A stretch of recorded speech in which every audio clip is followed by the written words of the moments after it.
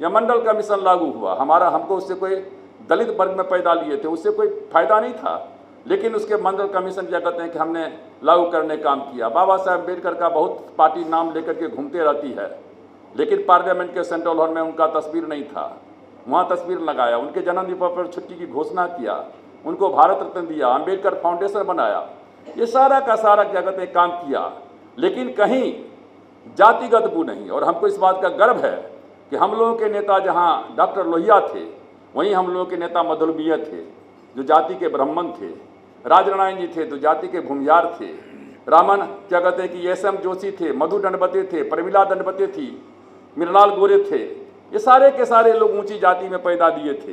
लेकिन इन सारे लोगों ने जो है हम लोगों को जो है कैसे क्या कहते हैं कि सामाजिक समरसता के साथ साथ कैसे गरीब की लड़ाई लड़ी जाए, कैसे दलितों पिछड़ों की लड़ाई लड़ी जाए, उसको उन्होंने बताने का काम किया था। डॉक्टर लोहिया से महान चिंतक, हमको एक महान चिंतक थे। डॉक्टर लोहिया ने हुल ऑफ द हिस्ट्री इतिहास चक्र में लिखा कि ऊंची जाति के हाथ से सत्ता जब जाएगा तो पिछड़ी जाति के हाथ में जाएगा। और उन्होंने ये भी कहा कि पिछड़ी जाति में से यादव, कुर्मी जो बहुसंख्यक जाति है उनके हाथ में जाएगा।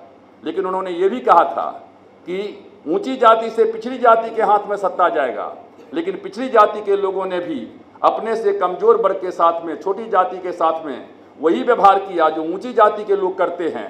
तो इतिहास का चक्र है कि छोटी जाति का आदमी ऊंची जाति के साथ में जाकर के हाथ मिलाने का काम करेगा।